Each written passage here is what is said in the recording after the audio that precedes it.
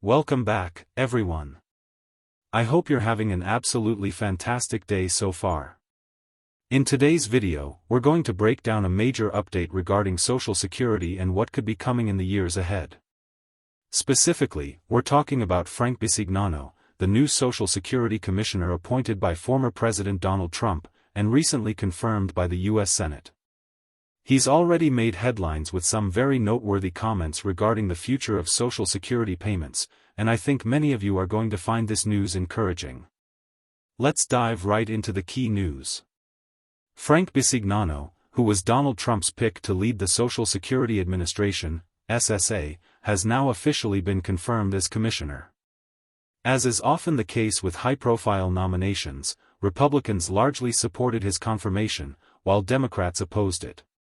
This partisan split is pretty typical, although there are exceptions, like Marco Rubio, who has received more bipartisan support on other issues. Some Democrats voiced concerns over Bisignano's previous statements, notably mentioning that he aligned himself with Elon Musk's vision for technology and expressed support for cryptocurrencies like Dogecoin, which raised some eyebrows in more traditional circles. However, what really matters is what he plans to do with his position, and that's where things get interesting. In a recent interview on Fox News's Sunday Morning Futures, Bisignano shared several key insights about what he hopes to accomplish during his tenure. Here are some of the most important takeaways. I'm honored to be a part of the team President Donald Trump has put together. Improving the safety and security of the Social Security system ranks among the highest priorities.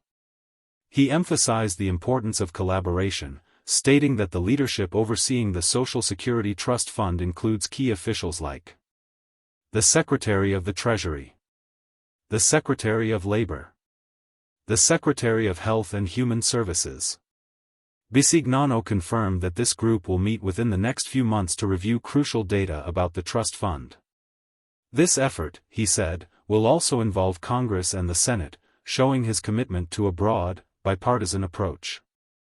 One of the main concerns driving this urgency is the projected insolvency of the Social Security Trust Fund. Reports suggest that unless Congress acts, the trust fund could run short between 2033 and 2035. If this happens, benefits may have to be cut across the board by 19% to 26% just to keep the program running. This could affect retirement benefits, supplemental security income, SSI, Social Security Disability Insurance, SSDI. What makes Bisignano's comments significant is that he acknowledges this problem openly. Instead of downplaying it, he's highlighting it as a priority, which puts pressure not only on himself but also on Congress and the administration to take action. Another key part of Bisignano's plan is to target waste, fraud, and abuse within the system. He emphasized the importance of data integrity, saying, "The integrity of data within Social Security is job one, whether it's a payment or how that number travels through the system." He explained that fraud can occur in many different ways, and a major goal is to ensure that Social Security numbers are only issued to and used by the right individuals. This includes cleaning up databases and preventing fraudulent use of SSNs, an issue recently highlighted by Elon Musk, who pointed out thousands of Social Security records listing people who are allegedly over 150 to 300 years old. Some of these errors happen because when the government doesn't know someone's birth date, they assign them a default of January 1, 1900, making them appear far older than they are. Bisignano wants to ensure these outdated systems are corrected to prevent identity misuse and fraudulent claims. While Bisignano is very clear about the importance of protecting the program, he hasn't yet outlined a specific plan to solve the solvency crisis. He has, however, stated that he will work closely with Congress and the Senate to build a long-term strategy.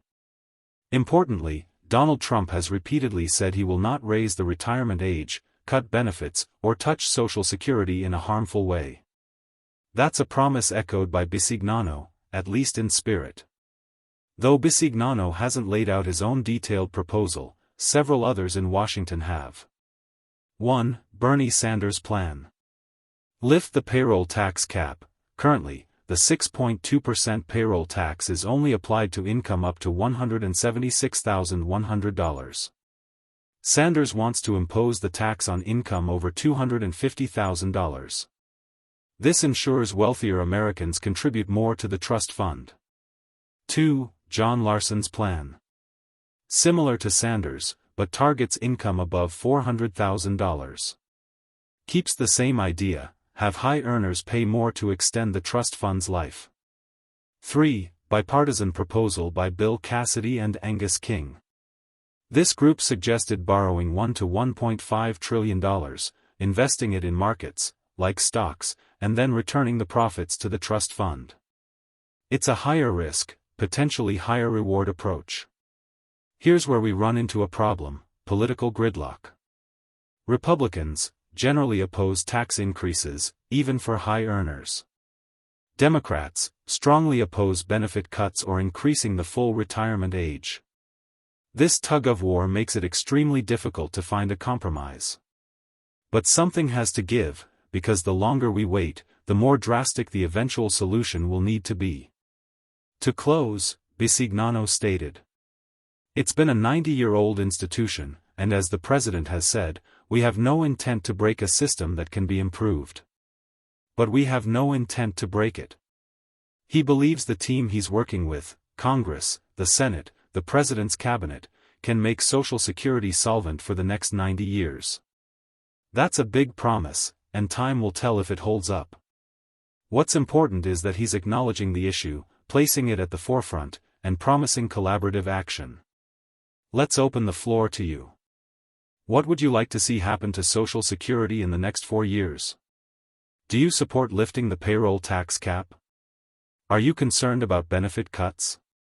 Do you believe in investing trust fund money into the stock market? Leave your thoughts and comments down below. I read every single one and would love to hear your take. And that wraps up everything we have for today's update. Be sure to like this video if you found the information helpful, and subscribe so you don't miss any future updates on Social Security, financial planning, and breaking economic news. Thanks for watching, and I'll see you in the next one.